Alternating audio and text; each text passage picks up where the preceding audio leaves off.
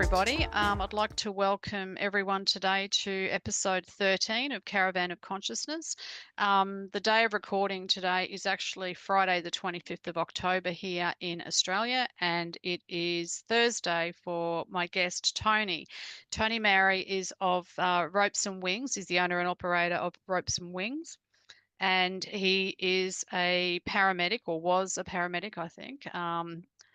I don't think he's doing that anymore, but he'll tell us all about that. He's also a Soul Centre Healing Hypnosis practitioner, a Beyond Quantum Healing practitioner, and a Spirit Releasement Therapy practitioner. Welcome, Tony. Hey, hi y'all. How you doing? Yeah, It's good to good. see you, Really good. Amanda. It's Yes, good to yeah, connect with you. it is. Yeah, it's been a couple of years. Yeah, I did the training with Laura back in September of 2022, the 3-day intensive. And then since then, I've, studied all the videos and gone through the manual a couple of times and things. And I'm at the tail end of doing my 25 swap sessions with other students. So, yeah, it's been a couple of years, but I'm just at the very end now. And yeah, in a couple of weeks' time, I'll be complete. So I'll be able to offer it as a service. So that'll be It'll be great. it'll be good to have you on board. Yes, thank you. Yeah. We need So we need more. I know, yeah, especially because of the way the world is.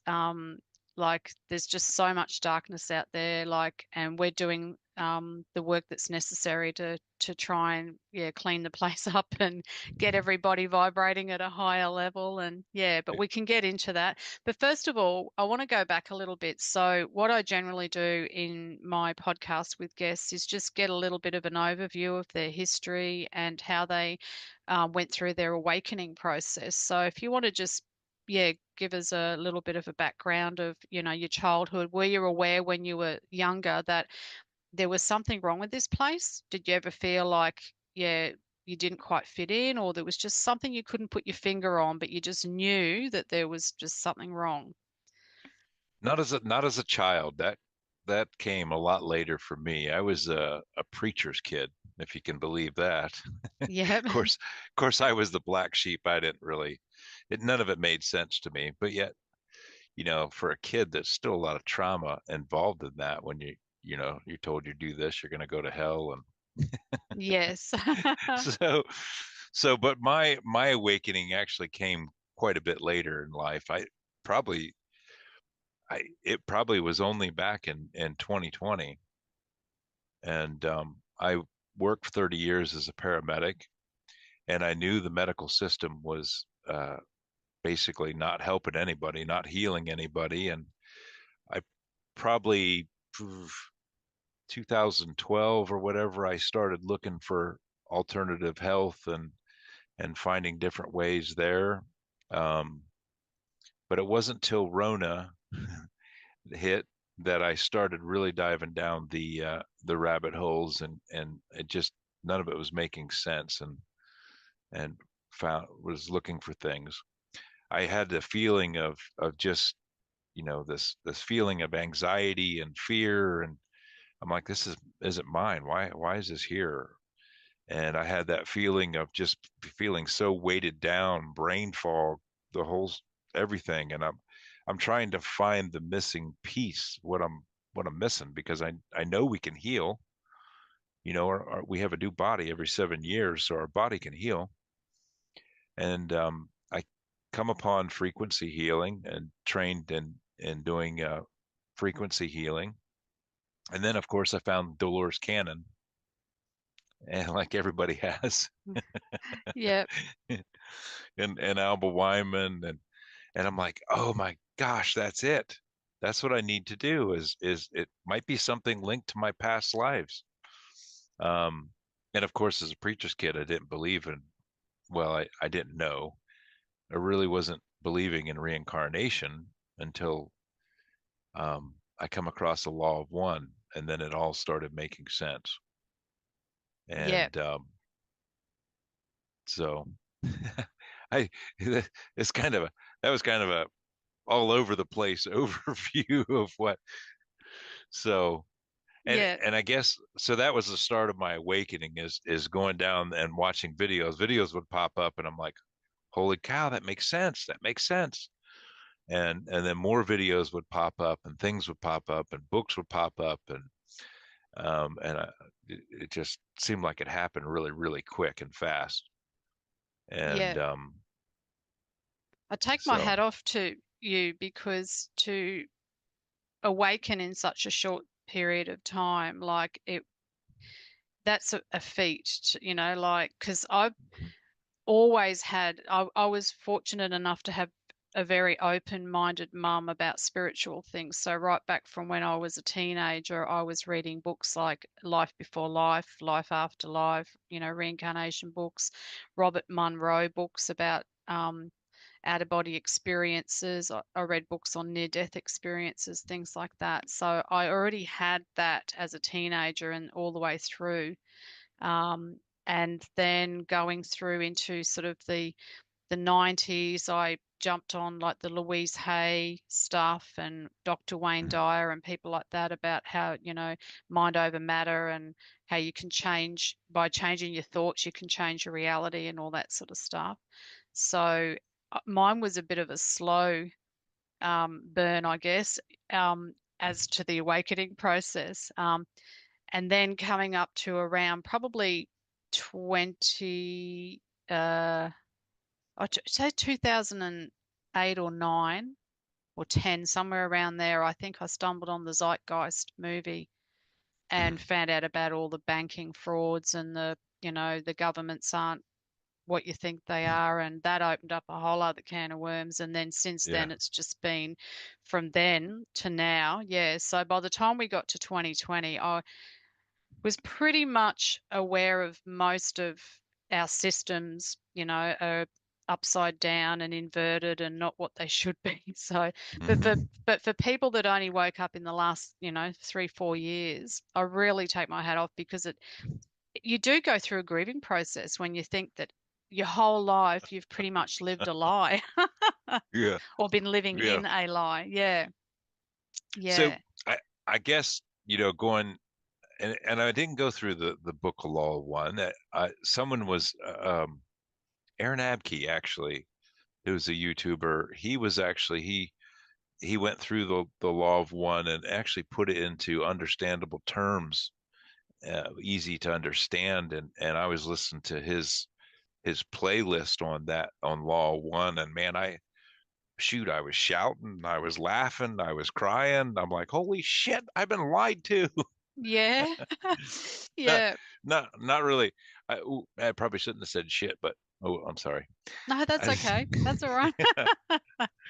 so, but wasn't that I was really lied to, just was taught what they were taught, what Yeah, my dad was taught and everything else. And that was probably the start of it all, was listening to those channelings, and someone described those channelings, and yeah, it was pretty yeah. crazy. Yes, yeah. Um, and so which did you do first? Did you do the Beyond Quantum Healing first? Yeah. Yeah, Yeah. yeah, So when I came across Dolores Cannon, and then it rolled into Alba Weinman, and then I followed Heather Hink, and I'm like, I need to do this. And so I went. I didn't want to go QHHT because they you couldn't do it online, and it was around Rona time, and I'm like, well, I got to find something I can do online. And so I went and took Beyond Quantum Healing Hypnosis yeah. first. And is that similar to QHHT in as much as they don't really do the entity release? They just focus on the past life or quantum travel and higher self Yeah, they connection. with Beyond Quantum Healing Hypnosis, it's mainly past life regression. Hmm. Um, they they do talk about entities, but we really didn't get any kind of training to take care of entities, as like mentioned.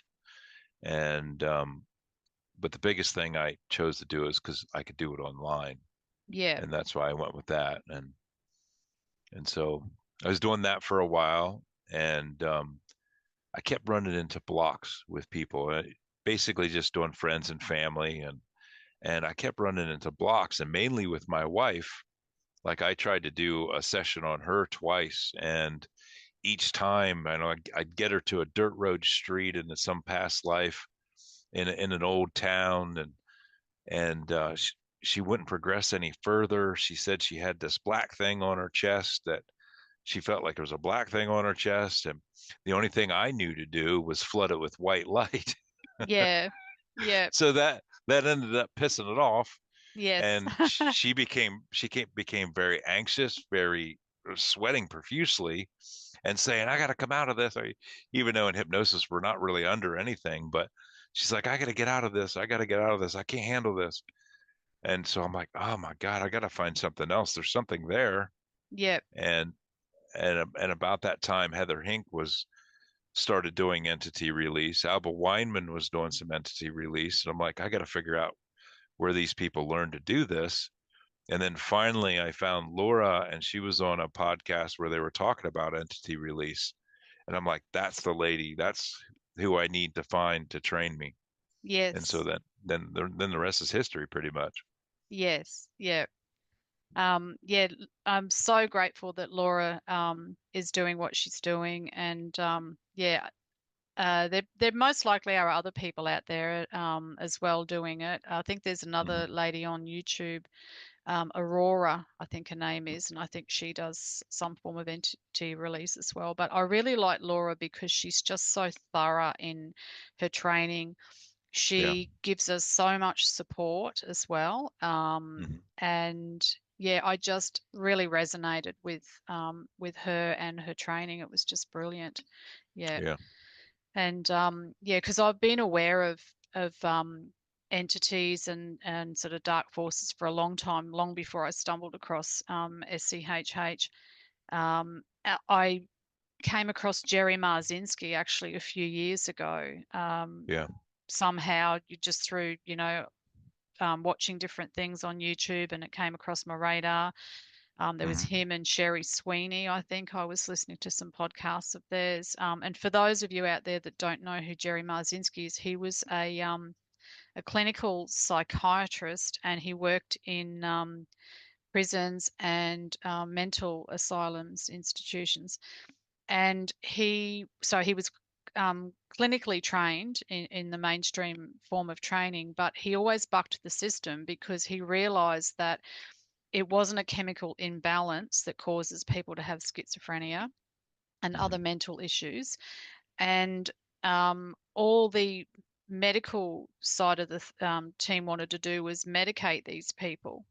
But he wanted to get to the bottom of the voices, and then that's when he found out that they were actually, demons or, dark entities and things like that. So I really liked listening to his work as well, and he had firsthand experience of seeing and experiencing these things. So, and I guess for those that don't know, I better give a little background as to how they can get into our fields. So what happens is we have a energy body, like an energy center. We've got chakras, which are sort of within the body. We also have our auric fields. So as well as the physical, we've got an emotional body, a mental body, a soul, a spirit. So there's all different layers to our energetic fields.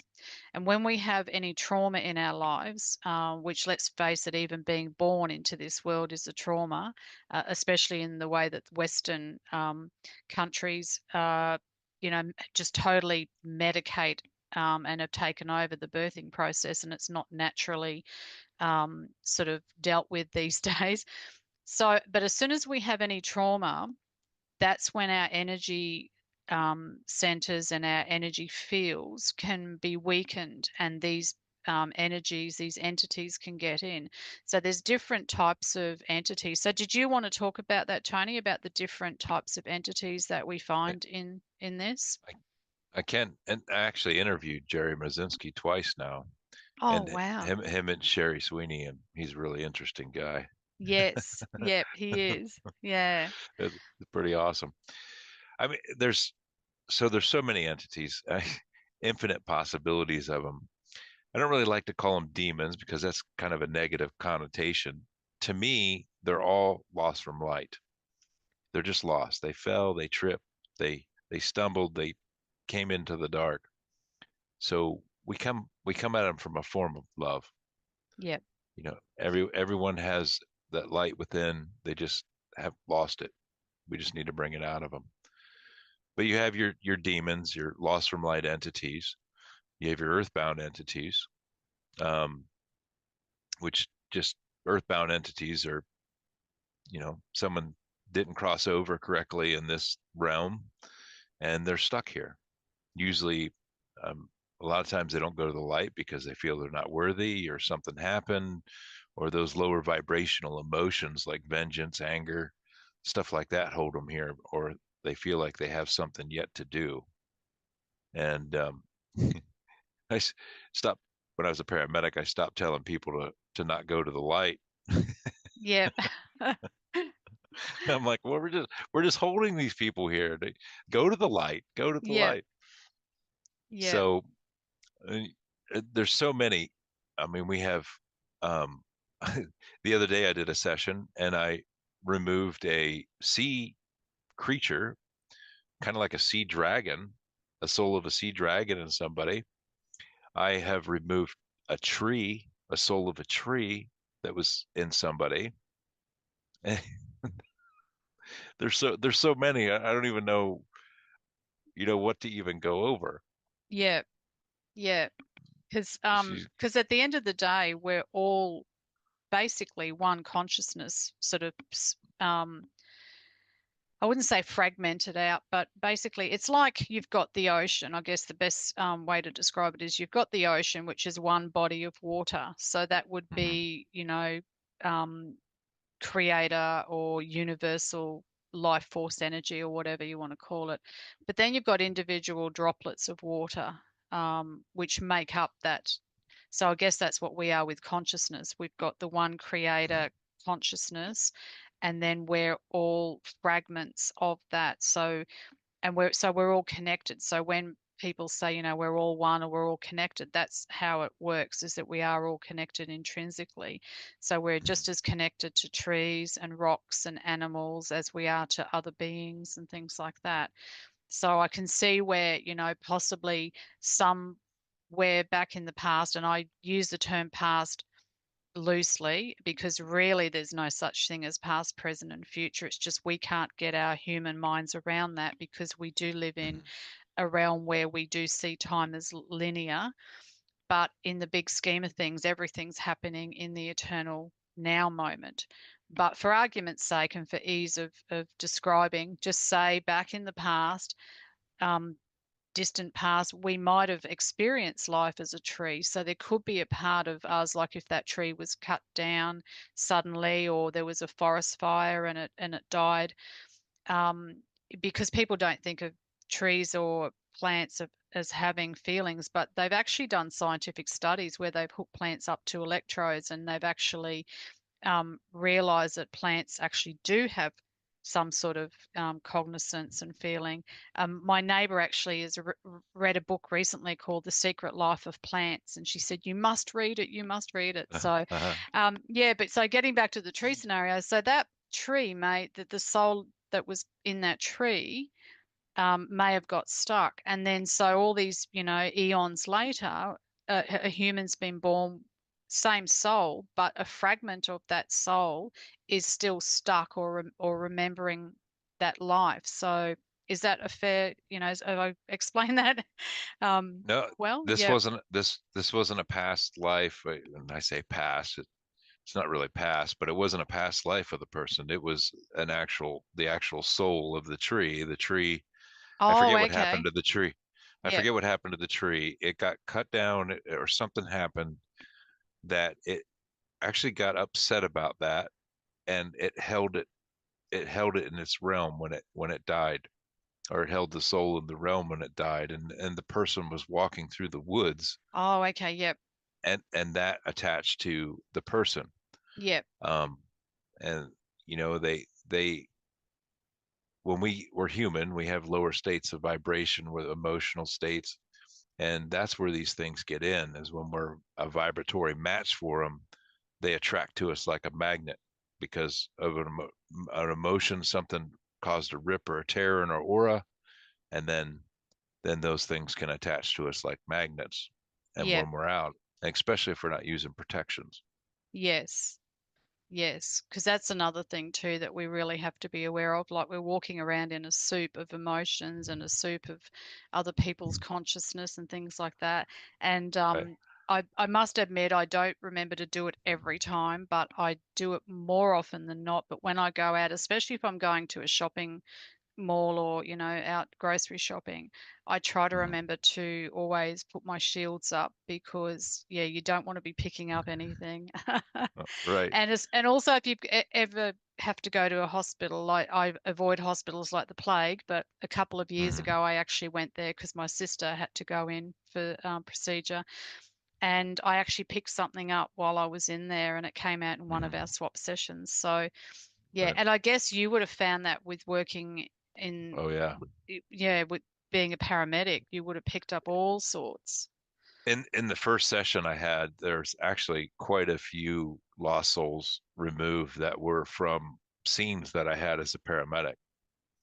Yeah, So, we walk in as first responders, we're a light coming into that place, usually a person of authority or someone that is perceived to have the answers.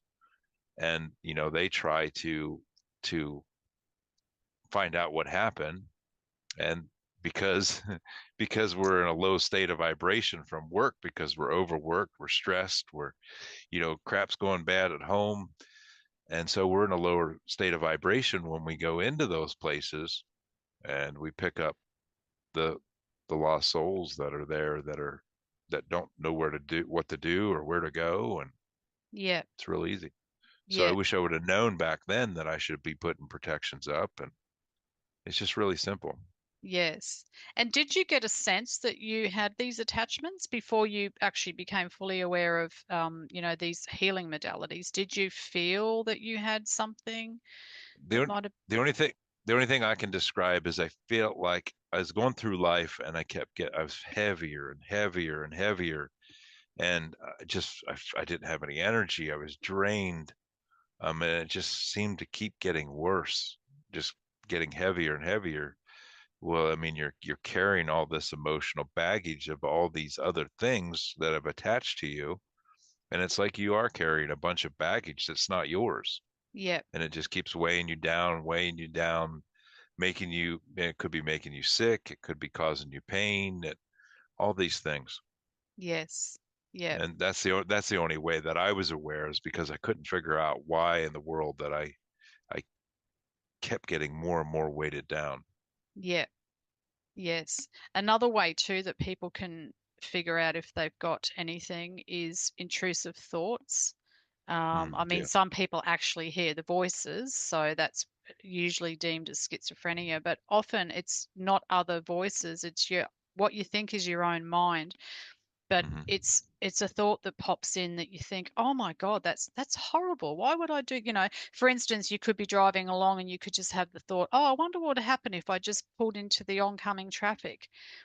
Just things like that that you wouldn't do. You're not Right. suicidal at all, and there's Yeah. no way you would act on it or do it, but for some reason that kind of thought popped into your head. So they're called intrusive thoughts. So that's often an indication as well that you've got some form of entity attachments. So, and as well as the entities, we can also have AI.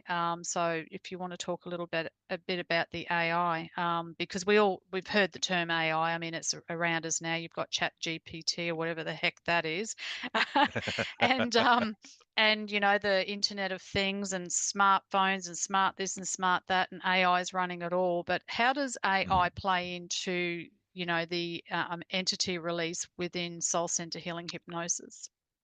Well, you could have AI, and a lot of times that does come from the devices that we're using, from frequencies, and even AI. There's so many different forms of it, and we're talking about it's like energetic AI. It attaches to our etheric field, and it's there. It's not, and it could be physical too. And that's why we should do cleanses and stuff to remove anything that's there, any any tech that they might have put in. Yep. So the AI, it could be chips. I have wires. And just the other day, I removed a chip, and it was controlling. It was a chip that was placed when she was young, and I think the session's on my YouTube. It was placed when she was young, and it gave her the feeling of needing money and that she had to work. It was placed by the government, is Yep. what was said. Yep. So wires, chips, and there's also implants that are placed by our healing teams or our guides and stuff that are for our highest good too. And that's to monitor us and watch us and keep us safe. But there is uh, I always get this confused. Is it what's that word? I don't know what the word is. I don't Benevolent know. and Oh, malevolent. malevolent. Malevolent. Yes. Malevolent. Yes. So there is malevolent AI and implants and I usually I'm removing a lot of stuff, a lot of AI from people that are working with tech a lot, and um, that's where it seems to come in. Playing video games, or if you're working with tech like movie production or something like that, that's where it. So even as practitioners, before I do a session, I'm doing all kinds of protections over my technology to keep that stuff from attaching to me. Yep. Yes. And so, well, talking about protections, do you want to touch on that as far as how you go about protecting yourself, and do you put a grid in around your house? Like, do you use crystals or things? What sort of tools do you have in that tool bag? It it's quite extensive. So protection can is really simple. Um, your internal light is your best protection. Shining that internal light out, and nothing is going to want to stand in your presence. That's your best protection. But since I look like a Viking warrior, I just envision me putting on armor and, even carrying my shield, my sword, and my love bow. Make sure you have that. Yep. And then surrounding myself with bubbles of light protection. Anything that you imagine will protect you. Anything that you intend to protect you will protect you. Um, we could even take a pen like this and put our intention in it, and this is going to protect me, and it will protect you. Yep. Because it's Um, all about intent, isn't it? yeah, Setting the absolutely. intent. Yep. Mhm. So before each session, when I get up in the morning, I envision putting on that armor, putting around those bubbles of protection around me. That's what I do. And it could be anything. It could be pyramids. It could be whatever you want to imagine around you protecting. Um, Before I even go into a session, I'm striking my crystal tuning fork 3 times to clear my area, and I put it in the Got one the too. form. There you go. Yep. This works great. Yep. And I just wave it around like in the uh, the infinity symbol over our technology and around us. So I use that, and I do have my house gridded as well. So, and all I have is basically a rough cut piece of black tourmaline with a clear crystal point pointed at the black tourmaline in the 4 points of my footprint of my house. And it doesn't matter what level it is, as long as it's covering the 4 points of where you're living. So Yep. you can do that. My house is littered with. I mean, we have crystals everywhere. Yep. Same here. Can never have too many crystals. So I have a good story that where crystals actually help because they're high frequency beings as well, and they help to protect. So they're high frequency. So when we moved into my house here, the previous owner was killed by accident here on the property, and we have 2 inside dogs, and those dogs, and whenever they got when they went into the kitchen, they would jump around and yelp like someone just smacked him, and they're looking, you could tell they're looking at something, and we were joking about it. We're like, oh, so and so's just doesn't want them in the kitchen. Yep. And then when they get on the bed, they, oh, we don't want them on the bed either. So we started putting crystals in the house, and I gridded out the house. Well, that stopped. The dogs never did that anymore after that. But yet there was still a density on the land. And so he couldn't get into the house anymore because of the high frequency crystals. And then when my wife had a session, she had asked a question because in the back of her vehicle in the tailgate, she saw a guy standing there with a flannel plaid shirt on. And when she turned around, there was nobody there. Well, she asked that question in the session, and she had a session with Laura, and they asked that question, and they actually helped that guy cross over. And Yep. after that, now the energy on the land is a lot more higher vibration as well. And so the Wow. crystals actually kept him out. He was kind of attached to the land because he really liked this property and stuff, and he Yep. stayed here. Yep. Wow, So, that's amazing. Yeah. Yeah. Well, the land can um, carry, these energies and entities as well. Like you mhm, said before about the tree and that person walking through the forest, yeah. and also ley lines. They're sort of energy vortexes, I guess you'd call them, or sometimes maybe portals and things like that. Hmm. So, yeah, I'm really interested in learning more about ley lines and how we can actually, because I know that the darker forces of this world use the ley lines and do Hmm. ceremonies and things like that to keep the energies low. So, what I'd like to do, and I know there are people out there that do it, Rachel Vaughan is a Australian lady that does a lot of work with ley lines. Hmm. She was actually, I don't know if you've heard of her, she's on YouTube. She's got a channel and she was a victim of SRA, Hmm. satanic ritual abuse. Yeah. And so she's a survivor rather, not a victim. She's a survivor of that, and she's now doing a lot of work with ley lines and teaching people how to spot ley lines and how they can raise the energy of the area. Hmm. Yeah, so that's something too that I'm really interested in as an Yeah. aside to Soul Centre Healing Hypnosis. But it all kind of ties in because it's all working with energies, vibrations, and frequencies. Hmm. So, which is a nice segue into frequencies. So, we mentioned before about the tuning forks. So, you also Hmm. use frequencies when you're doing your sessions, don't you, with the tuning Yeah. forks? Yeah. So, do you want to talk a little bit about that and how you came across those and how you use them? Well, I came across Soma Energetics, and I took their, oh boy, energy vitality, um, uh, phase one and phase two. Is it phase or yeah? And so I was trained in that. So in person, I could use the tuning forks.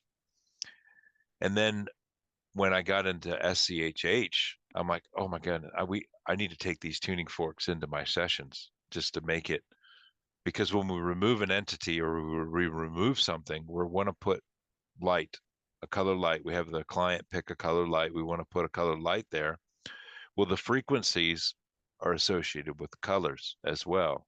So each color has its frequency. And so when we remove something, we have the client pick a color that they like in there. And usually it aligns with the chakras and what they're missing or what they're needing in that area.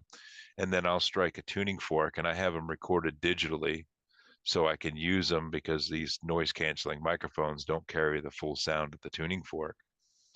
And so I'll use those tuning forks, and it helps the client actually feel the frequency, feel the vibration, and actually helps them to visualize that light coming in and doing the cleansing that it needs.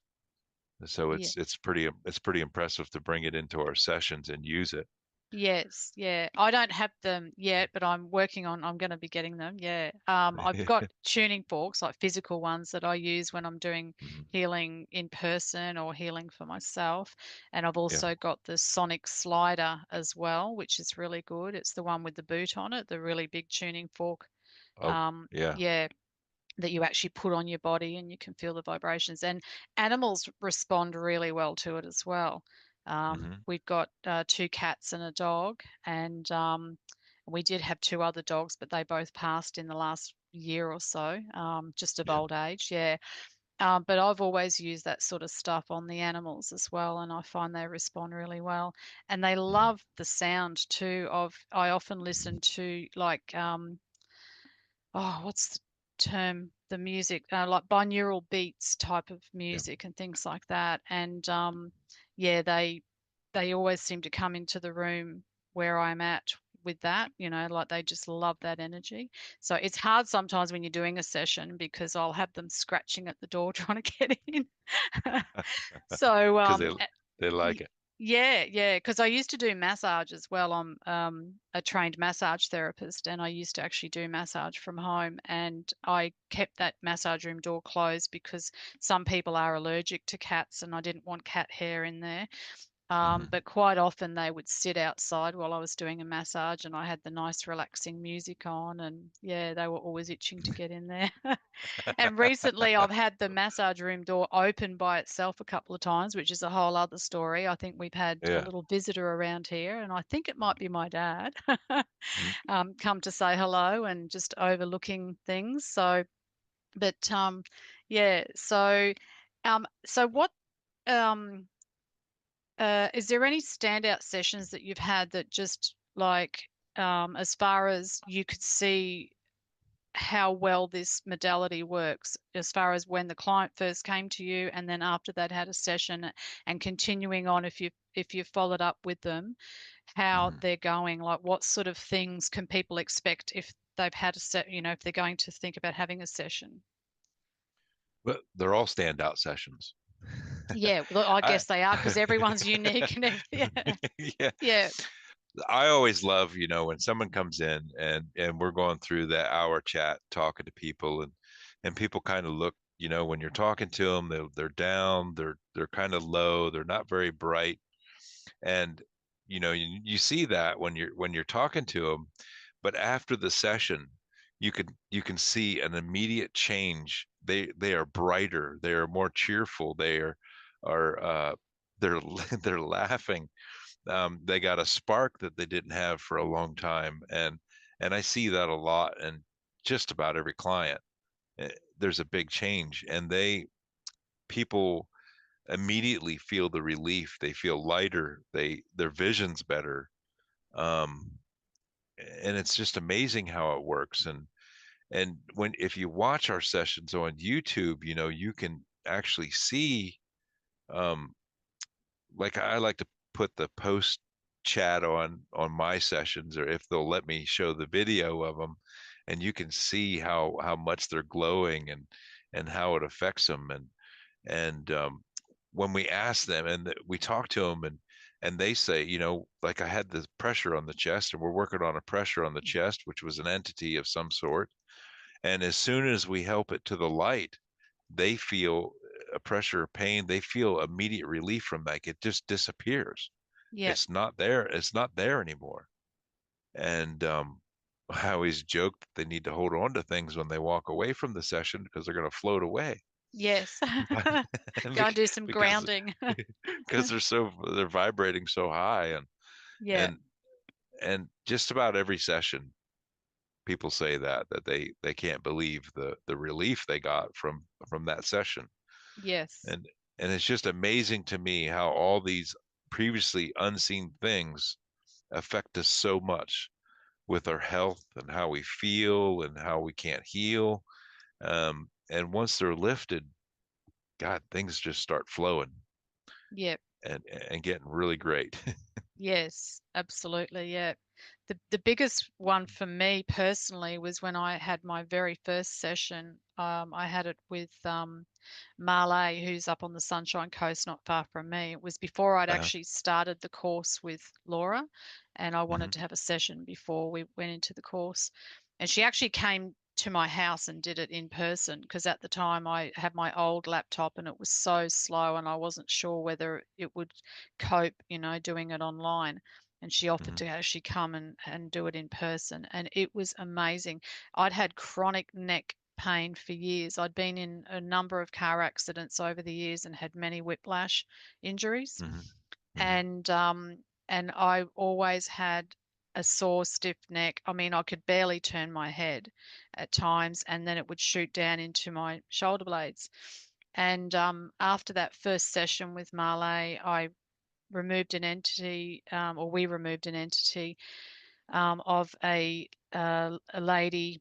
I think she was back in the 1800s, and she Hmm. was either pushed or fell. I can't remember. I think she was pushed down a set of stairs, and she broke her neck, and she died at the bottom of a set of stairs.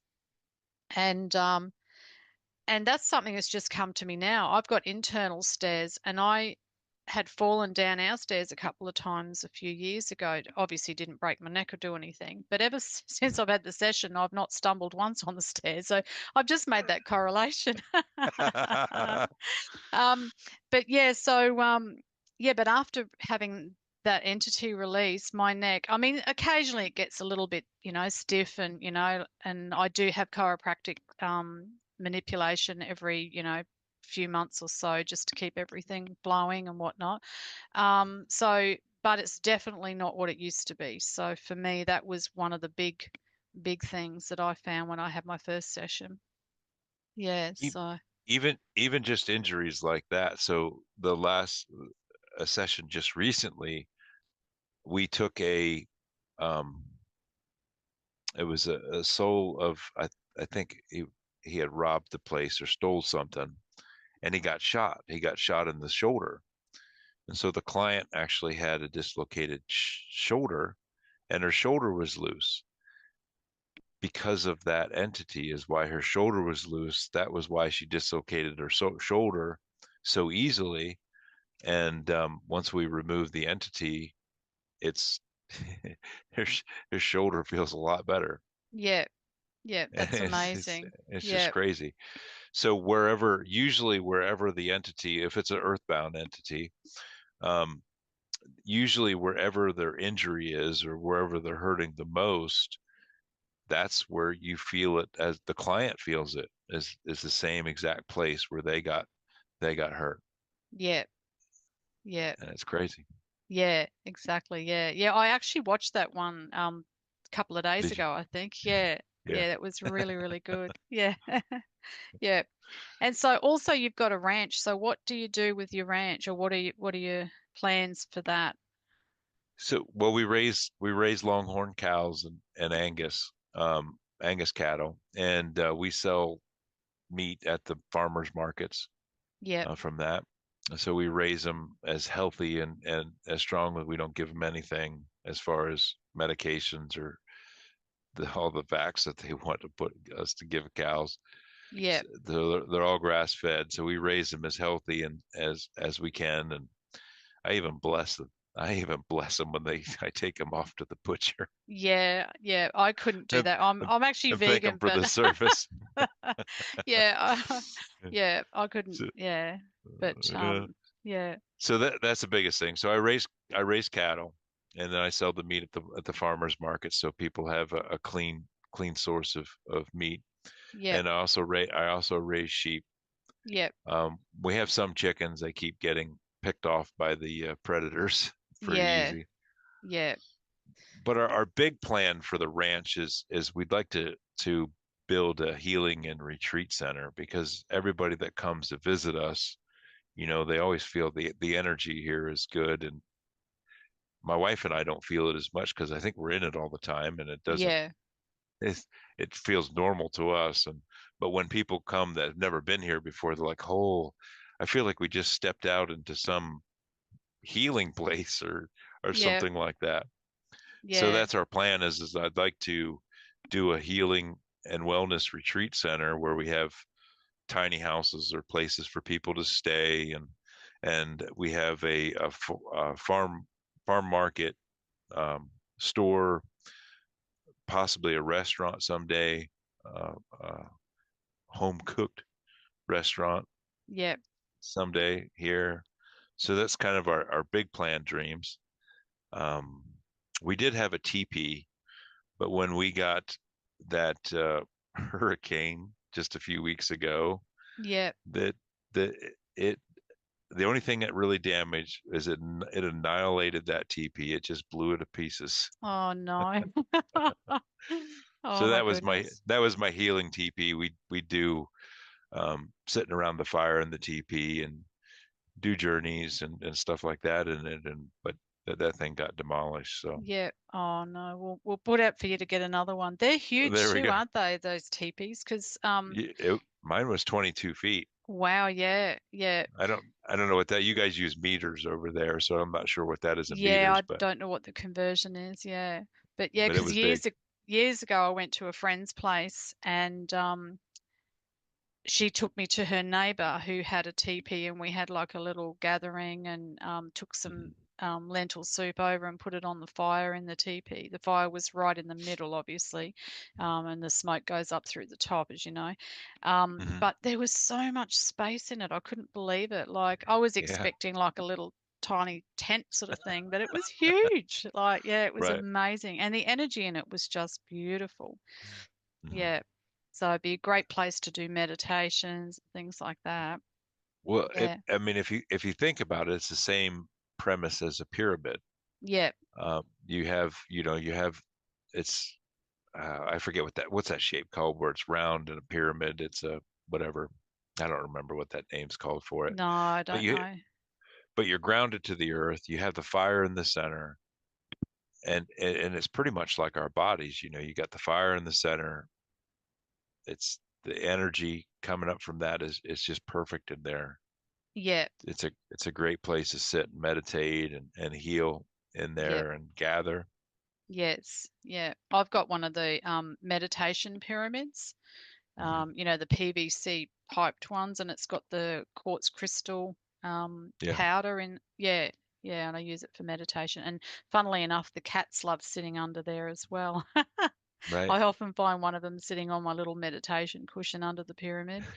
And when I'm in there, I've got my selenite towers. I've got one in each corner of the pyramid, and they'll Hmm. just touch um, the selenite towers, or they'll just sit there with a paw in while I'm there. Yeah, they Yeah, just love the energy. Yeah, oh, that's awesome. yeah, I, I I built a few of those to use myself. I have one sitting outside my office that I sit in before a session, yes, yeah, and they're amazing. yeah, yeah.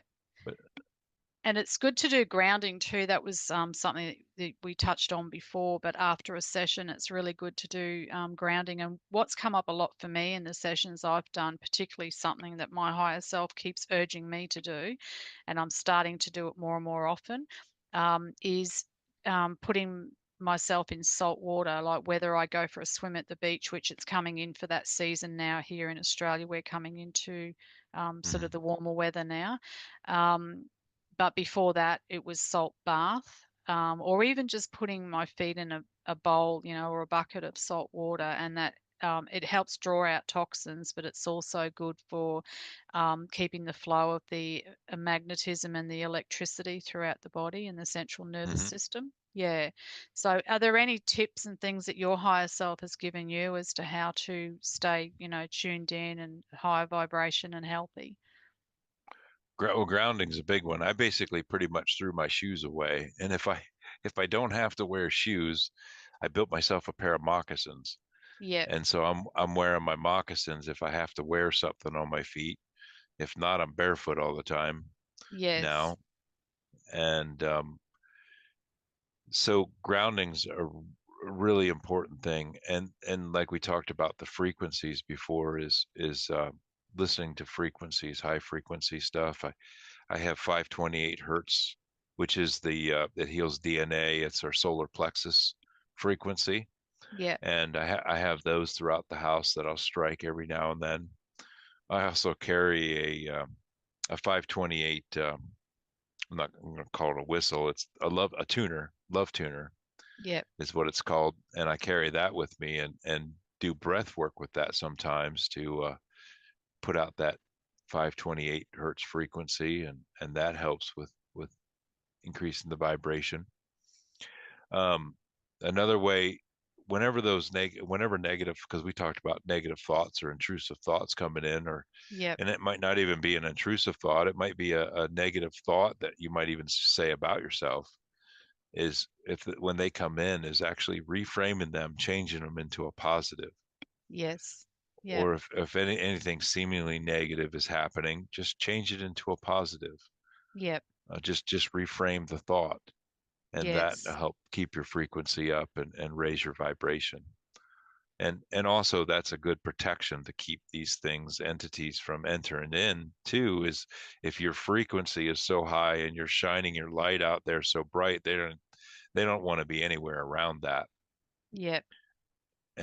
Yep. And we also have bells around our house too. Yes. I've So actually I'll heard strike that. bells. Yeah, I've heard that the entities don't like bells or loud clanging or singing bowls. I've got a couple of singing bowls and things like Mhm. that. So, yeah. Well, I used to ride Harley, and I miss that Harley. I miss riding, but we'd always put a bell on our Harley, and that was to keep the evil spirits away, with Yep. that bell clanging while you're riding. Yeah, my husband's got one. 'Cause- He hasn't actually attached it to his bike yet. We ride as well. but He's got a big he, Suzuki and a mate of his gave it to him and he's just uh-huh. using it as an ornament, but I said it needs to be on the bike. It needs to be on the bike. I mean, that's a true thing, because the Yeah. bells actually keep the negative energy as well too. Yes. And so when we're clearing the house, I'll use the crystal tuning fork. I'll strike the bells that I have, because I pretty much have a bell on the four corners of the house, Yep. plus my big dinner bell that I have that we always ring for when it's dinner time. Yeah. Oh wow. So just Yep. striking those bells. So, Yep. you know, that's the best ways to keep in a higher frequency and keep your vibrations high, is frequency and grounding, and reframing those negative thoughts, talking kindly about yourself Yes. instead of what we're taught to do, or talking bad about ourselves all the time. I stopped saying I'm getting older. I'm getting younger. I don't care what anybody says. Yep. I still have I still have 149 years left on this realm, so Yes. I don't know. Yes. I don't, not quite sure how that's going to manifest, but it Yep. will be, Yes. because it's what Yeah. I say. No, that's a good one. Yeah. Yeah. Actually, I think there was a meditation that I did on my channel in one of the playlists there. It's alchemical techniques, and I think there's one in there about reversing the aging process. Oh Yeah, yeah, we yeah, we can do it. yeah, yeah. Well, anything's possible. I've heard people that have regrown teeth, Mhm. regrown limbs, fingers that have been chopped off and they've regrown and things like that. I mean, if you cut yourself and your skin can heal, or you break a Mhm. bone and your bone can knit back together, there's no reason why other things can't happen that we generally take for granted that, oh no, that's impossible, that won't happen. But Mhm. I think anything's possible. It's just about putting our energy and focus and intent on it. Yeah. So Well, the body heals. We have a new body every so often, and I can't remember how long it is, but I think is so it the every 7 years or something around that's what about that? I always said, it's every 7 years, but I'm not quite sure if that's true or not. Yeah. We're told stuff like nerve tissue can't grow back, but I think that's a load. Yeah. That's not true. Everything can grow. So we have a new body through cell regeneration. So our cells, we form new cells all the time in every part of our body. It doesn't matter what it is. So if if that's the if that's the case, and we have a new body and the body's healing, there's something keeping it from healing. And I always talk about, our bodies are electrical systems, not mechanical. Yeah. And so if there's entities or blockages attached, it might not even be entities. It might be just an emotional trauma or emotional feelings that you stored there, but that by you holding that there, it acts like a broken or a kinked wire, and that energy can't flow through the body like it's supposed to. Yep. To me, the medical caduceus is kind of a diagram of how the energy flows, because you have the neutral pole, the center, your spine, and then you have the snakes that coil opposite directions down the thing, and then where those snakes cross the neutral pole is our chakra points, and that's how the energy flows through the body, and that's the reason they used it as the medical symbol. Yep. um, it's just a diagram, it's an electrical diagram of how the body works. Yes. For me it is. Yep. And if there's a broken or kinked or blocked wire anywhere along that system, it can't heal, and then it manifests physically into the reality as a disease or an ailment Yep. if it's left for going for too long. Yes. Yep. So that's So something else that we do with Soul Centre Healing Hypnosis, isn't it? It's not just the entity release and quantum travel, but we also can help clients release stuck emotions or trauma that's yeah, stuck in the body and things like that. Yeah. And I find yeah. another good way of doing that too is journaling or even in meditation, like going back to key points in your life where you have had a trauma. I mean, not all traumas you can remember, because a lot of the times, if it was too traumatic, the body seems to have a way of being able to turn off that memory. Hmm. But for ones that you can remember, what I do is I journal or I do it in meditation, and I go to that little child that was in Hmm. that situation, and I talk to it, and do like parenting. It's basically inner child work, and it's parenting, and it's reframing the situation as well, and taking the charge out of the emotions, or even putting the emotions in something like a balloon and then letting the balloon go and giving it to, the angels to deal with and transmute, or things like that. There's so many different ways that you can do it. And writing too, I find, is really good. um, Especially running writing. Well, we call it running writing or cursive writing. They don't teach that anymore in schools, but I think it's really good because it does keep the flow, and it Mm. allows you to express and get things out that you've had stuck. Right, So, yeah.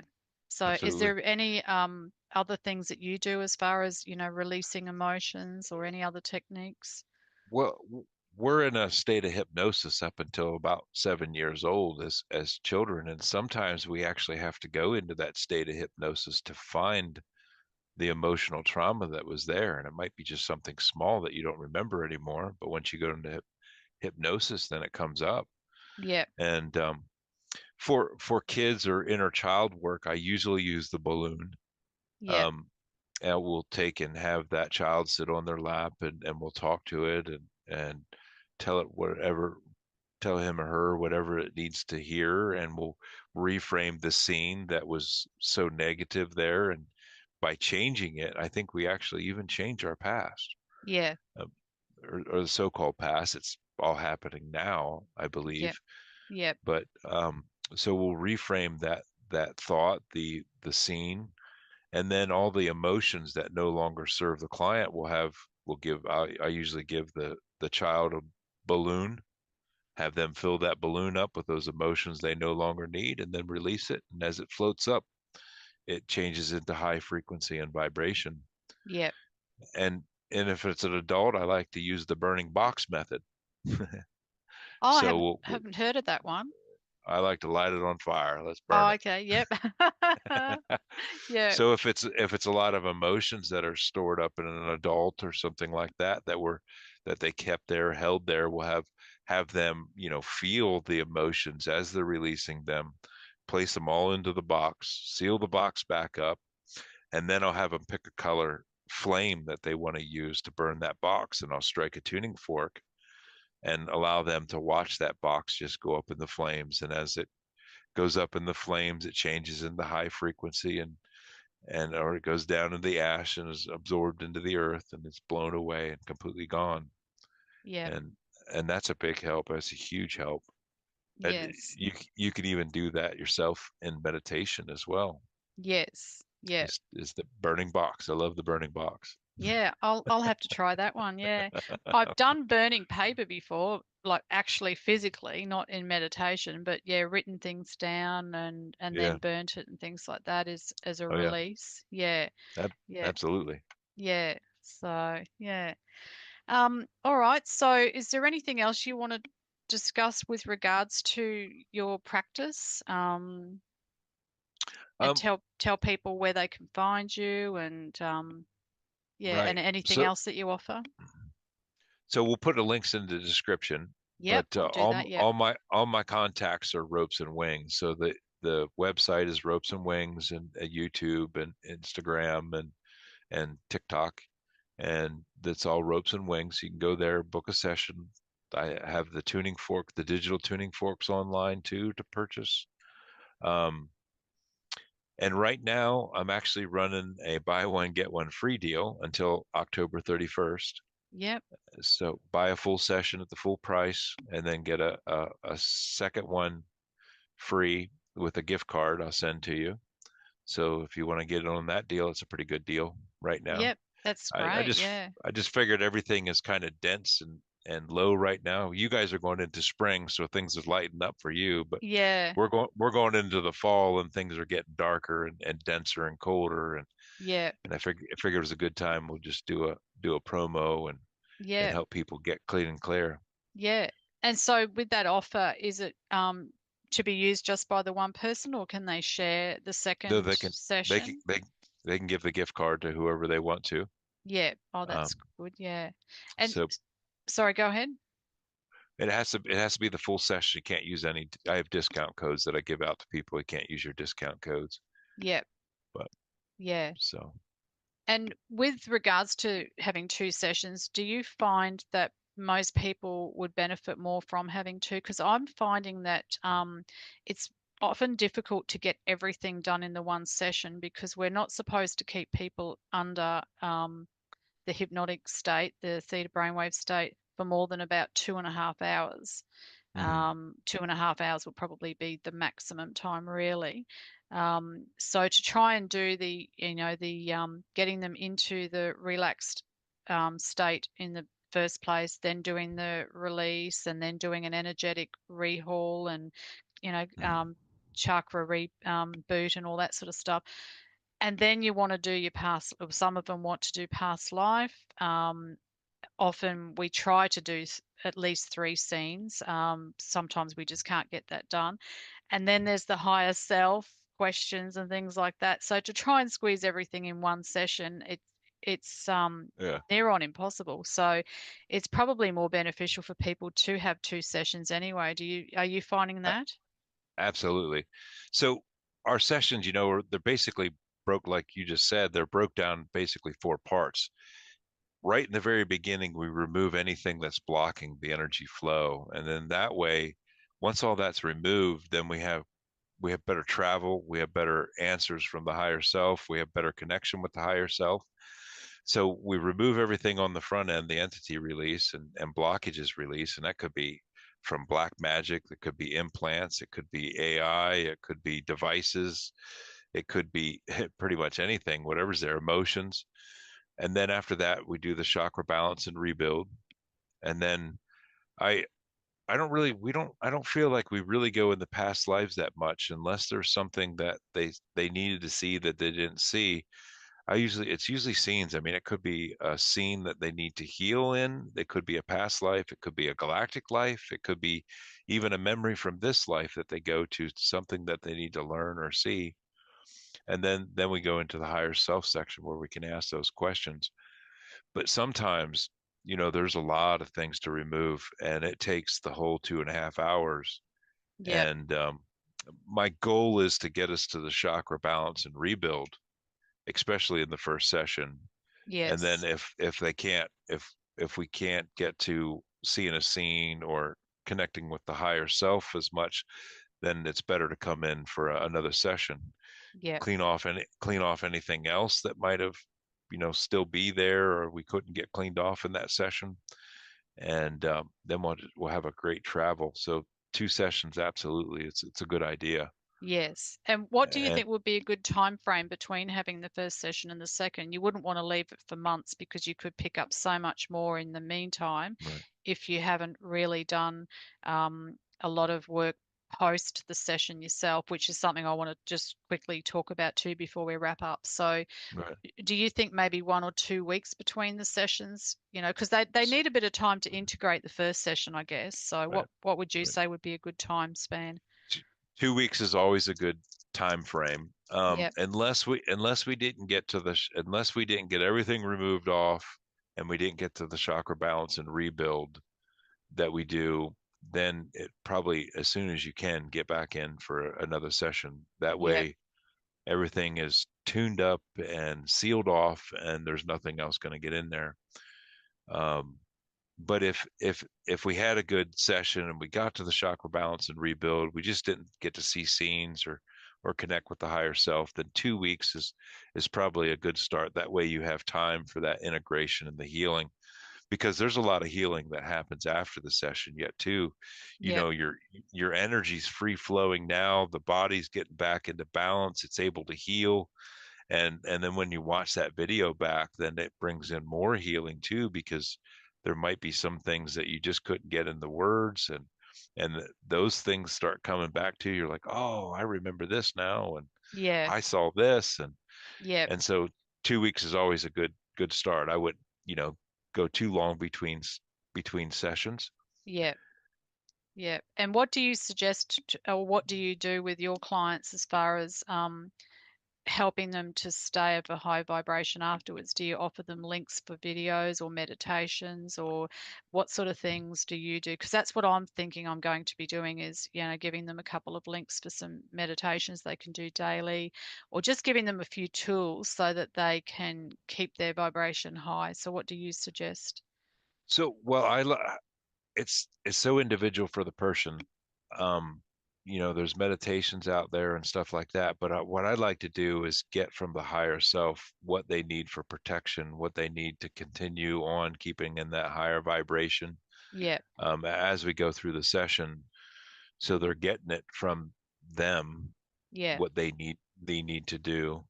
Yes. And like we talked before, is basically, making sure you're grounding offing, making sure you're getting the rest you need, making sure you're drinking enough water and keeping hydrated with mineralized water, reframing the thoughts that are coming in and turning them Yep. into a more positive, changing your thoughts, changing your reality basically by changing those thoughts. Yep. And I do offer, there's a meditation on there. I actually, in the video, I actually attach the chakra balance and rebuild. So if they want to listen to that afterwards, and Yep. they can do that to help strengthen their aura and reseal it and balance the chakras, that helps. Yes. Yep. Yep. So I guess it just depends on the person. And Yes. in the post chat, we go over all the points that they need to carry with them from that we learned from the session today, and they have a recording of it so they can listen to it back and find out what they do need to do. Yes, yeah, exactly, yeah. And also too, a lot of people think that when they go under hypnosis, if they haven't had a session before, that they just zonk out and they don't remember anything. But Mm. you are actually still quite aware of what's going on. I mean, you are in a very relaxed state, but there might be certain things that you might miss and you pick up on again, as you said, when you watch the video back. But for the Mhm. most part, you pretty much know what's going on and what's being said. And oftentimes people struggle thinking that they're making it up, don't they?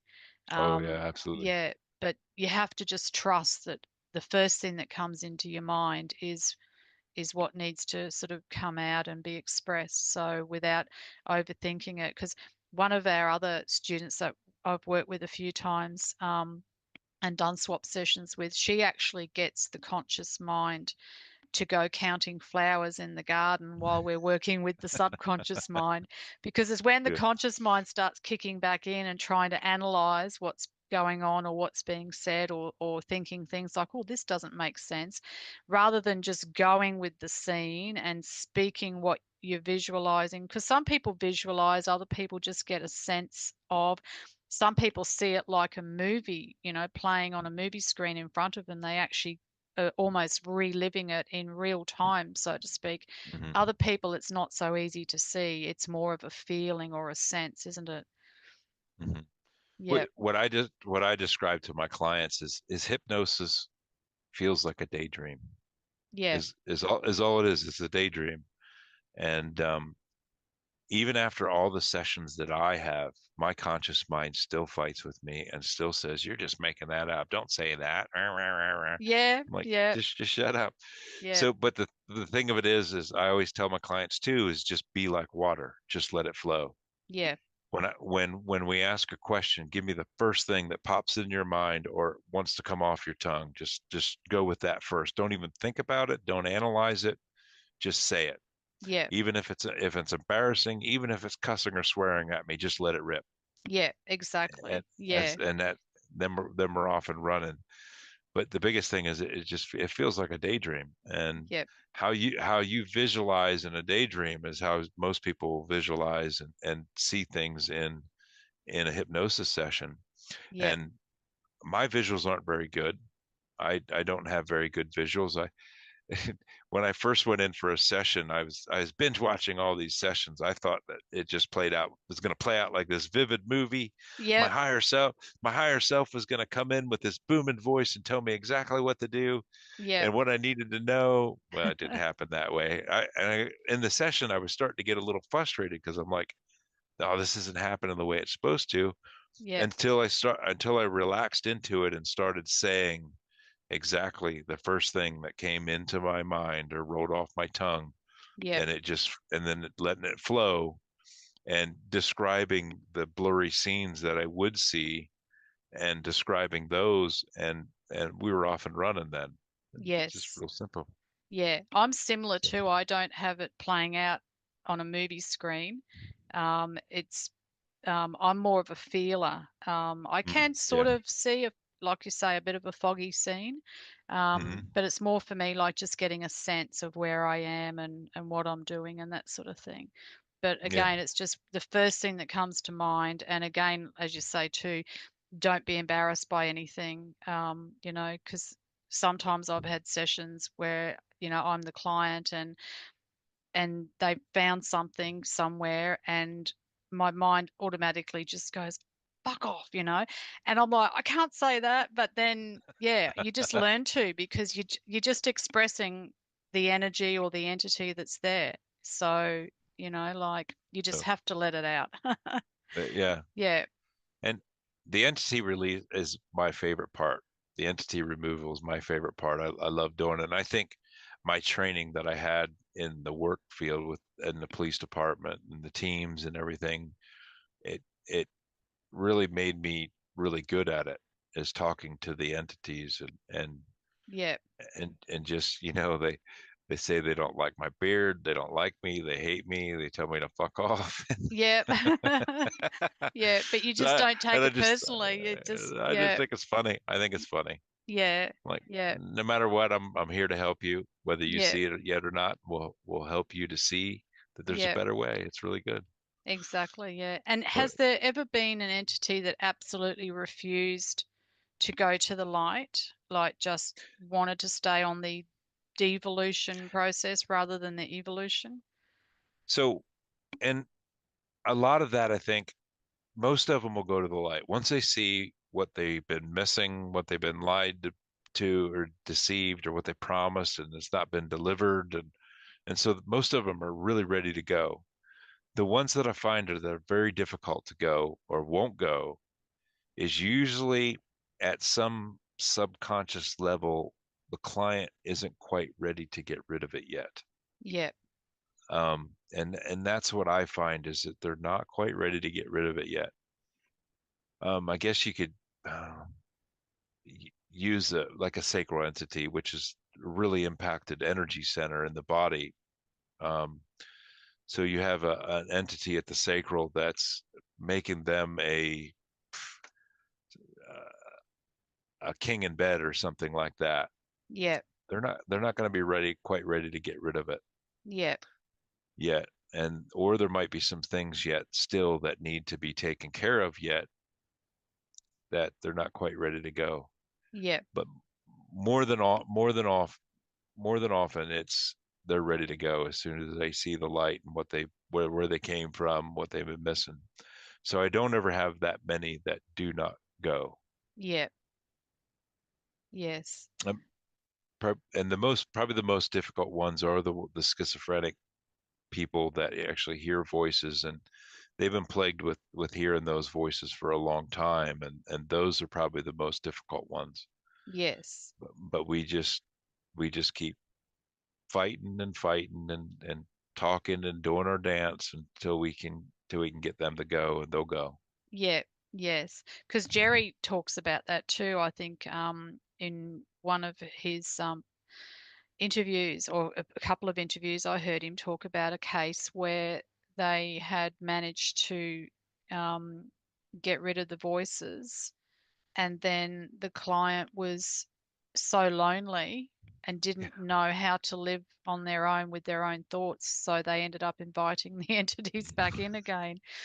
So yeah, but yeah, and I guess too with the work we do, like if we were to take everything away at once for some people that are heavily impacted, they'd be the same. They would, it'd almost be like being reborn a different person because their Mm, thoughts have never been their own for as long mhm. as they've been impacted by all these entities. So sometimes it is a slow process, and that's another reason why multiple sessions is sometimes necessary Yeah. in order to get completely clean. And another thing that Laura has started touching on recently too, and I'd never really heard about it until um, I think Laura brought it up, is what's called internal family systems.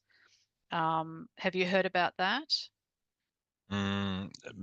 Maybe in some form, but go ahead and Yeah, explain it. what it is, it's basically like almost like fractured personality, but it's not quite Mm, as deep as that, because there are people that have suffered absolute extreme trauma and can have mhm, multiple personality disorder. I think there's a different name for it now, but that's what I remember it as. Um, but internal family systems can just be simply um, as a young child, when, especially that first 7 years, which, as you said, we're in a hypnotic state anyway, we're pretty much sponges and we're absorbing everything and we take everything literally. So if we've had trauma, even if it's just little traumas, a part of our personality or psyche can act as a protector, or we can call in, or if entities enter in, the entity can act as a protector. And so that inner child still wants to keep that protector around. oh yeah. Yeah, so, and that's why sometimes when we're doing these sessions and we think we've cleared everything, and then we have another session and there's still stuff, and then another session and there's still stuff. And that comes up a lot, especially when we're doing our 25 swap sessions as practitioners. Hmm. That's what I've been finding myself, is that I've still come across the same sort of things, are triggering, and so there's obviously an inner part that needs to negotiate, well, we need to negotiate with that inner part, or that internal family system that is Hmm. acting as a protector. And then once we can say, look, it's all good, you've done a great job protecting, but we don't need you anymore. So, you can go and do something else that's more creative or more, of a higher vibration, and offer them another role somewhere else or something like that. So Hmm. I'm not quite sure. I haven't done the course. There are courses you can do on internal family systems. Yeah. But, it's just good to know that there's things like that as well that can potentially um, still hold these things to people. So, yeah. Sorry, you were going to say So something? so thought form, that's where I go to with that, is thought form entities. We're such powerful creator beings that we can create entities. And they Yes. have the spark of source and everything. And as a child, if something was happening traumatic and you created an entity to help protect you, like you said, it's going to be there, and it's thinks it's doing its job, but now anymore it's just being a detriment, and you have to talk to it to convince it that it can go do something else. Yeah. It doesn't have to keep doing this anymore. And the same thing with um, we call it black magic, but we can actually send thought form entities to other people unintentionally. We created an entity that attached to them that is causing them harm and an issue, a thought form entity, but we Yes. treat it. It was created, and so it has a spark of source in it. We can help it to move on and do something different, something Yes. better, something helpful. Uh, one thing I just come to mind that I think what I'll touch on is I've been running into a lot of earthbound spirits that have been turned to do demon works. Yeah. I run into that a lot. Like Yes.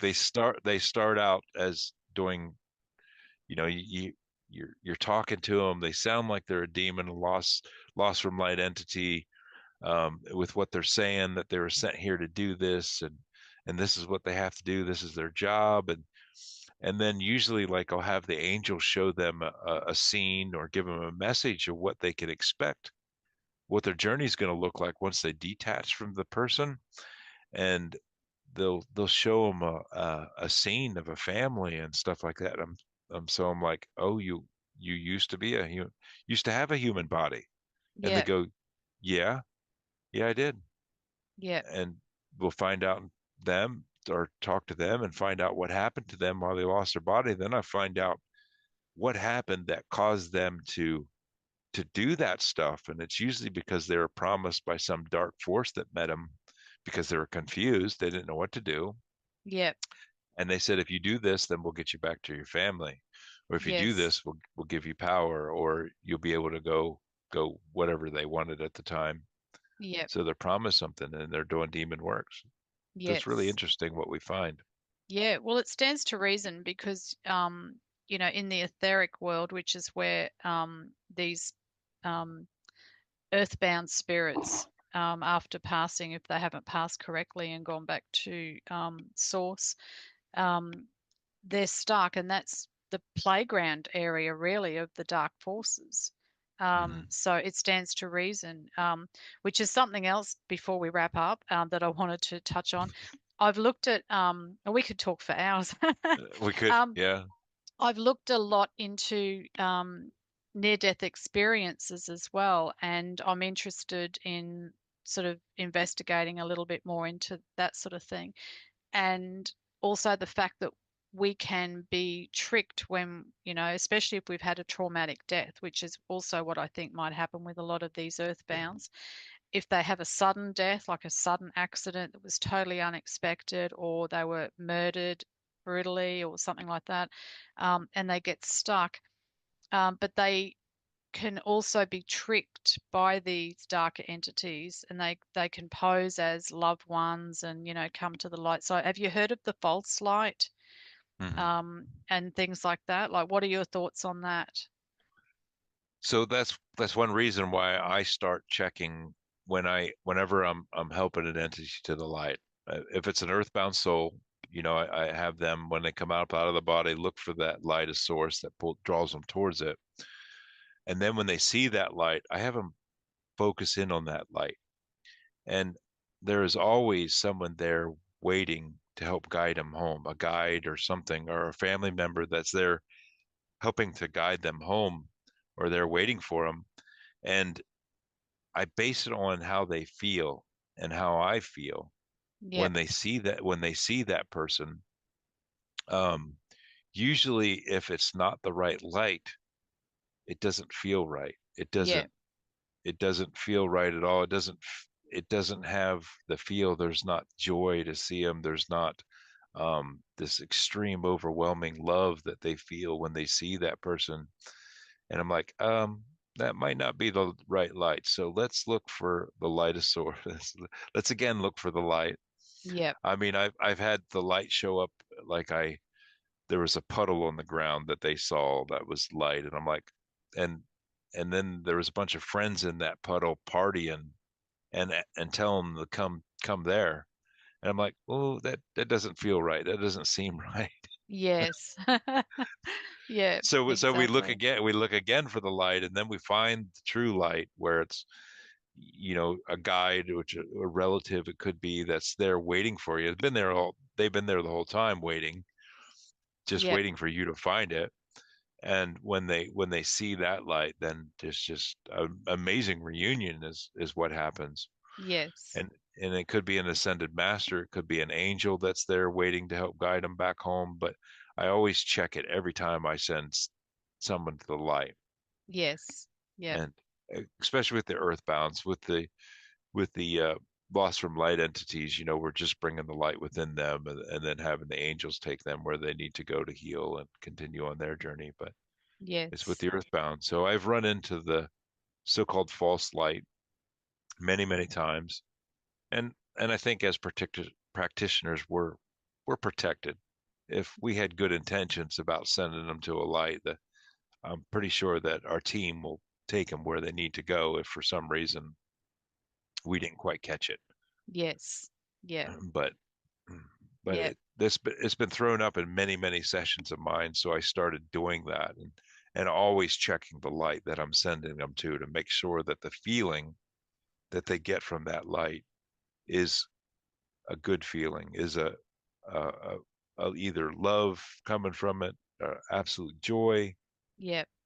coming from it, and if it makes them feel icky and sticky, that's not the right one. Yep. Exactly. Yep. Yep. So All right. Well, like I said, we could talk for hours, but I suppose we better wrap it up. But we can always do a part two at some stage. But yeah, yeah, that'd be good. so I'd like to thank you so much again for coming on the podcast today. And yeah, so I will put all the links down underneath in the description box. So, and don't forget, you've got till the end of this month to get buy one session and get one free from Tony as well. So great. All right. Well, thank you so much for that. It Uh, was awesome. Absolutely. Thank Yep. you, All Amanda. right. Thank you for having me on. Yep. You're welcome. All Love it. right. Love O- it. We'll Okay. we'll do this Bye. again soon. Yes. Yeah. Absolutely. Yeah. We sure will. All right. All right. So, yep. So bye everybody. Take care, and I'll see you next time. Love y'all.